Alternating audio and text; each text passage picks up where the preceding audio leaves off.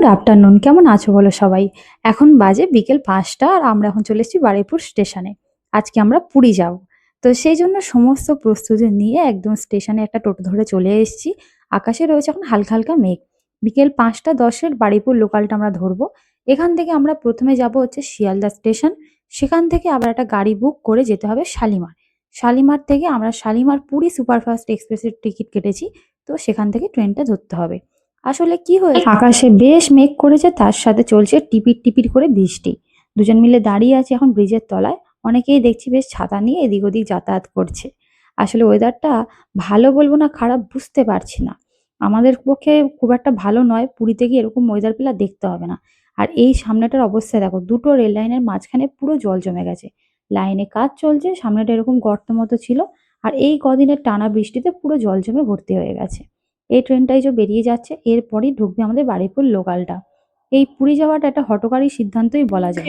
হাতে তখন খুব বেশি সময় ছিল এমনটা নয়, মোটামুটি ওই ১ মাস ১০ দিন মতো মানে সময় ছিল। ভারী তো হবে। আর তখনই একদিন ঘুমাবো না। রাত্রে হঠাৎ করে ঠিক করে ফেললাম, হ্যাঁ, আসলে বিয়ের পরে ইচ্ছা ছিল দুজনেই পুরীতে গিয়ে আগে পুজো দিয়ে আসবো। কিন্তু আমাদের ওই দার্জিলিং আর প্রথমেরটা উঠে গ্যাংটক যাবো নাকি? ট্রিপটা, ওটা ভেবেছিলাম পরে করব, কিন্তু ওটা দেখলাম এপ্রিল মাসে না করলেই নয়। সেজন্য ওটা আগে যেতে হলো, কারণ টুরিস্টদের সাথে যাব। ওরা যে টাইমটা বলবে সেটাতেই তো যেতে হবে। তাই ওটাতেই আগে গিয়েছিলাম। তো তখন ভাবলাম যে জুলাই মাসের দিকে পুরীতে বরং ঘুরে আসবো। উল্টো রথের পরেই আর কি ঠিক করি যে গিয়ে ঘুরে আসবো। কারণ উল্টো রথের পরে গেলে কি হবে, পুরীতে খুব বেশি ভিড়টা পাবো না। এমনি যদিও পুরীতে সবসময় ভিড়টা থাকে। আকাশটা কিরকম ঘন মেঘ করে আছে দেখেছো? আর কথা বলতে বলতে ট্রেনটাও ছেড়ে দিয়েছে। চলো এবারে দুগ্গা দুগ্গা বলে তাহলে বেরিয়ে পড়েছি। এবার ধীরে সুস্থে যাওয়া যাক। এখানে তো এরকম মেঘলা করে কদিন ধরে বৃষ্টি হচ্ছে। পুরীতে গিয়ে কেমন ওয়েদার পাবো এখন এটাই হচ্ছে দেখার। খুব বেশি বৃষ্টি না হলেই হলো। আবার বেশি বৃষ্টি হলে কি হয়, ঘুরে কোনো আনন্দ হয় না। এটাই মুশকিল। ওই যে দূরে একটা কারখানা দেখা যাচ্ছে দেখেছো সেট করা? ওটাই হচ্ছে আমাদের বারুইপুরের ভারতীয়ার কারখানা। ভারতীয়ার নাম মানে অনেকেই হয়তো শুনেছো, হয়তো অনেকে দেখেওছো, বা অনেকে হয়তো দেখোনি। তো এই হচ্ছে ওই ভারতীয়ার কারখানাটা। আর আকাশটা কিন্তু মেঘলা করে আছে ঠিকই, আর ঝিরিঝিরি বৃষ্টিও পড়ছে। তবে ওয়েদার কিন্তু ঠান্ডা নয়, ওয়েদারটা ভালোই, বেশ দেখছি গরম আছে। মানে এক প্রকার ভ্যাপসা গরম। আর একটা মৌরি লজেন্স কিনে নিয়েছি, সেটাই খেতে খেতে এখন চলেছি। আমার আবার ট্রেনের জানলা ধারে বসে মৌরি লজেন্স বা পাঁপড় ভাজা খেতে খুব ভালো লাগে। তো কথা বলতে বলতে শিয়ালদা স্টেশনে চলে এসেছি। ঘড়িতে বাজে এখন 6টা 2। একদম পারফেক্ট টাইমে চলে এসেছি। এখান থেকে গাড়ি বুক করে শালিমার যেতে হবে আমাদেরকে। শালিমার মোটামুটি শিয়ালদা থেকে ওই আধা ঘন্টার রাস্তা। যদি রাস্তায় জ্যাম ট্যাম থাকে সব মিলিয়ে মোটামুটি 40 থেকে 45 মিনিট লাগবে ধরে রাখতে হবে। আমাদের অসুবিধা কিছু নেই। রাত্রির 8টা 35-এ আমাদের ট্রেন। যাত্রী সাথী একটা অ্যাপ আছে ওই ওলা উবেরের মতো। তো এই শিয়ালদা স্টেশনের সামনে ওদের অফিস, তো ফোন থেকে ওদের বুক করতে হয়। আর তোমাকে লাইনে দাঁড়াতে হবে। একজন করে ওটিপি শেয়ার করবে, এক একটা করে গাড়িতে উঠে পড়বে। তো আমরা এখন সেই গাড়িটাই বুক করছি। তো একটু দেখছি টাকাটা একটু আগে কম দেখাচ্ছিল, এখন আবার একটু বেশি দেখাচ্ছে। কখনো দেখাচ্ছে 250, কখনো দেখাচ্ছে 280, এইরকম। তো অবশেষে আমরা যাত্রীর সাথে অ্যাপের ঝামেলায় গেলাম না, কারণ দেখছিলাম ওখানে প্রচুর লাইন পড়েছে, অনেকটা সময় লাগবে। আর তাই একটা ভাড়ার গাড়ি আমরা এমনি পেয়ে গেছি। কারণ এই গাড়িতে অলরেডি দুজন হয়ে গিয়েছিল। আর দুজনের দরকার ছিল, তো আমাদের কোনো ড্রাইভারদা নিজেই গিয়ে জিজ্ঞেস করলেন যে আমরা শালিমার যাবো কিনা। তো বলতে আমরা দেখলাম যে উনি ঠিকঠাক টাকাই নিচ্ছে। মোটামুটি শিয়ালদা স্টেশন থেকে এই শালিমার যেতেই ভাড়ার গাড়িতে আমাদের দুজনার পড়ছে 280 টাকা। আর যাত্রীসাথী অ্যাপ থেকে যদি আমরা বুক করতাম দেখছিলাম 274 টাকা দেখাচ্ছে। উপরন্তু আবার লাইনে আমাদের অনেকক্ষণ দাঁড়াতে হবে। তো এই 6 টাকার কম বেশিটা এমন কিছু ব্যাপার নয়। আর আমাদের লাইনেও দাঁড়াতে হলো না, সঙ্গে সঙ্গে গাড়িটা পেয়ে গেলাম। সেই জন্য আর বেশি ঝামেলা ঝঞ্ঝাট মাথায় নিলাম না, কারণ লাইনে দাঁড়ালে আরো আধা ঘন্টা মানে আমাদের সময় চলে যেত। ওখানে ওইটাই সিস্টেম। তোমাকে গাড়ি বুক করে লাইনে দাঁড়াতে হবে। যেরকম লাইন আছে, যেরকম যারা গাড়ি বুক করেছে সেরকম ভাবে ওটিপি শেয়ার হবে, একটা করে গাড়িতে উঠবে। তো যাই হোক, ঝামেলা ঝঞ্ঝাট আর আমরা নিইনি। আর ওই যে দূরে দেখা যায় হুগলি সেতু। প্রায় কাছাকাছি চলেই এসেছি। এই হুগলি সেতুর থেকে আর একটু কিছুটা গেলেই হচ্ছে শালিমার স্টেশন। আর রাতের এই কলকাতার রাস্তাগুলো কিন্তু সত্যিই খুব ভালো লাগে। গাড়ি করে যেতে যেতে চারিদিকটা দেখতে এত ভালো লাগছে। আর ওই যে দেখা যায় গঙ্গা নদী। আমাদের এই শর্ট টাইমের টিকিট কাটার জন্যই একটু হ্যাপা পোহাতে হচ্ছে। কারণ আমরা যদি আগে থাকতে ঠিক করে টিকিটটা কাটতাম, তাহলে হয়তো হাওড়া বা শিয়ালদা থেকে কোনো ট্রেন পেয়ে যেতাম। শিয়ালদা থেকে তো দুরন্ত হলে তো কোনো কথাই ছিল না। কিন্তু ওই একটু দেরি করে টিকিট কেটেছিলাম হঠাৎ করেই। তো ওই জন্যই এই শালিমার থেকেই আমাদের টিকিট কাটতে হলো, নয়তো ট্রেনের টিকিটগুলো বেশিরভাগই দিন সব বুক, নয়তো আর এসি হয়ে গেছে। নয়তো ওয়েটিংয়ে পড়ে আছে। এই হয়েছে কাণ্ড। তো যাই হোক, কথা বলতে বলতে চলো শালিমার স্টেশনে চলে এসেছি। আর এই স্টেশনটা আমি একদম ১ম বার এলাম। এর আগে সত্যি কোনোদিন এই স্টেশনে আসা হয়নি। কারণ ছোট থেকে যতবার যেখানেই ঘুরতে গেছি সমস্তটাই ওই হাওড়া থেকে নয়তো শিয়ালদা থেকে গেছি। এই শালিমার স্টেশনে ফার্স্ট আসা। এখান থেকে একটা এই প্লাস্টিক কিনে নিলাম। এটা বেশ মোটা প্লাস্টিক আছে, ৩০ টাকা নিল। এই স্টেশনের সামনে এরকম দোকান-টোকান আছে, চায়ের দোকান। এখানেই সব বিক্রি হচ্ছে। আসলে বিচের ধারে বসতে গেলে না একটু প্লাস্টিক না হলে চলে না। তো আমরা বারুইপুর থেকে কিনবো ঠিক করেছিলাম। কিন্তু বারুইপুরে দেখলাম এরকম প্লাস্টিক পাইনি। ওই সমুদ্রের পাড়ে পাওয়া যায় জানি। তো গিয়ে পাবো কি পাবো না, আর এখানে যখন দেখতে পেয়ে গেলাম, তো ভাবলাম এখান থেকে একেবারে কিনে নিয়ে চলে যাই। তো যাই হোক কিনে নিয়েছি। আর এখানে একটা জিনিস দেখাই, সামনে ওই জলের যে ড্রামগুলো আছে দেখছো? ওপরে একটা করে মগ রয়েছে। সিস্টেমটা কিন্তু খুব ভালো করেছে। এই জলের ড্রাম থেকে অনেকের হয় কি জল গড়াতে অসুবিধা হয়। তার জন্য এই ছোট, ছোট একটা মগ আছে। ওতে করেই তুমি জল গড়াতে পারবে। হয়তো মগটার জন্য এক্সট্রা তোমাকে হয়তো ৳১০। সত্যি কথা বলতে আমি ভাবতাম এই শালিমার স্টেশনটা হয়তো খুব ফাঁকা, ফাঁকা হবে।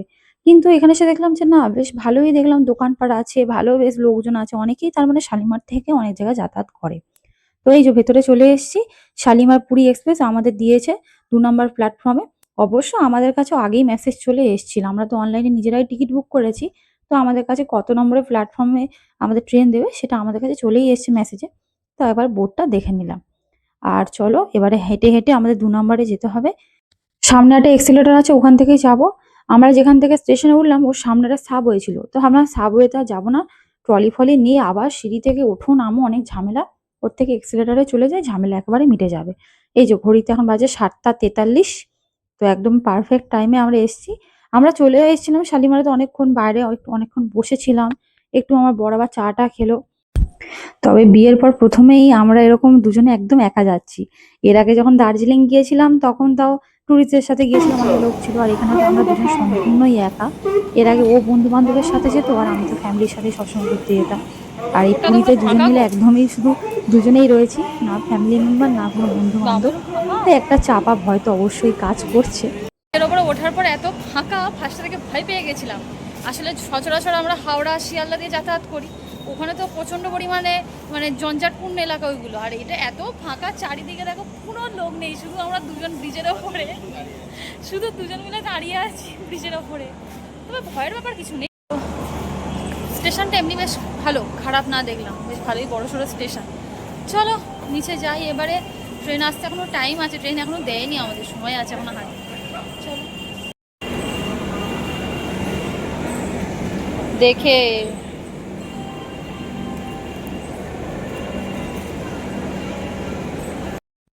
তো নেমে পড়েছি ২ নম্বর স্টেশনে।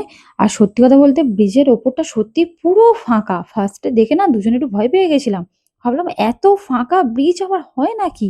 তা কি করা যাবে? তারপর নেমে পড়লাম। নামতে দেখলাম যে এখানে বেশ ভালোই লোকজন আছে। অসুবিধা নেই। শুধু ব্রিজের ওপরটা ঐরকম ফাঁকা।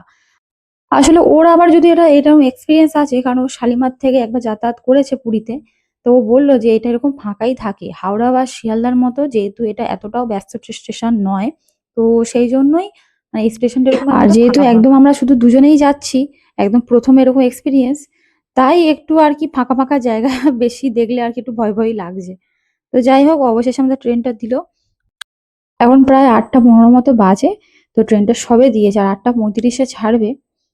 তো যাই হোক, চলো এবারে উঠি। তো দেখলাম আস্তে, আস্তে বেশ অনেক লোকের ভিড় জমে গেছে। ১ম এ যখন এসেছিলাম একটু বেশি ফাঁকা লাগছিল। তো দেখলাম ধীরে, ধীরে বেশ প্রচুর লোক চলে এলো। তবে আমার যা ধারণা আমরা মনে হচ্ছে ওই ওপরে যে বোর্ডগুলো দেখে দাঁড়িয়েছিলাম, সেটা হচ্ছে ভুলভাল দিয়ে রেখেছিল স্টেশনে। কারণ ট্রেনের গায়ে এক রকমের দেওয়া আছে কোচ নাম্বার, আর ওই বোর্ডে আরেক রকমের দেখাচ্ছে। তো সেইজন্য যা ভেবেছি তাই হয়েছে দেখলাম।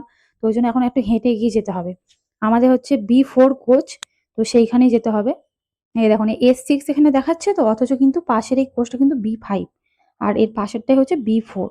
মানে কিরকম ভাবো, এখানে স্লিপার বোর্ডে দেখাচ্ছে স্লিপার ক্লাস, আর অথচ এখানে ওই এসি কামরাগুলো পড়েছে। তো যাই হোক আমরা ট্রেনে উঠেও পড়েছি। এবার ব্যাগপত্রগুলো চেন-টেন দিয়ে ভালো করে বেঁধে রাখতে হবে। আর এই ট্রেনটা দেখলাম এর আগেরবারে যখন আমরা দার্জিলিং গ্যাংটক গিয়েছিলাম, তখন ওটা আমরা উত্তরবঙ্গ এক্সপ্রেসে গিয়েছিলাম। ওই ট্রেনটা একটু বেশি ভালো ছিল। বা আমার বড় গেছে, এর আগে পুরীতে গেছে যতবার, ও অন্যান্য ট্রেনে গেছে। ও বলছিল যে ওই ট্রেনগুলো একটু বেশি ভালো। এই ট্রেনটা একটু মনে হলো এসি কামরা তো, তো মনে হলো যেন একটু অপরিষ্কার মনে হলো। যাই হোক, কি আর করা যাবে? একটা রাতের ব্যাপার, কোনো ব্যাপার না। তো চলো এবার আমাদের ট্রেনটা বলতে, বলতে ছেড়েও দিয়েছে কিন্তু অলরেডি ট্রেনটা আধা ঘন্টা লেটে ছেড়েছে। ৮:৩৫ এর টাইম ছিল, সেটা ছেড়েছে ৯:০৫ এ। জানি না বাকি রাস্তা কিরকম প্রকারে গুলোতে চলেছে বুঝতে পারছি না। আর যদি ঠিকঠাক যায় তাহলে তো খুবই ভালো। তো ভিডিওটা চলো এখানেই শেষ করছি। এখন জয় জগন্নাথ বলে রওনা দিয়ে দিয়েছি। এবার ধীরে সুস্থে যাই। ব্লগটা এখানে শেষ করছি। আর ভালো লাগলে অবশ্যই লাইক করো, কমেন্টে জানিও কেমন লেগেছে। আর আমার চ্যানেলটাকে সাবস্ক্রাইব করতে একদম ভুলো না। সবাই খুব ভালো থেকো, সুস্থ থেকো। তোমাদের সাথে দেখা হবে আবার পরে নতুন একটা কোনো ব্লগ নিয়ে। রাধে রাধে।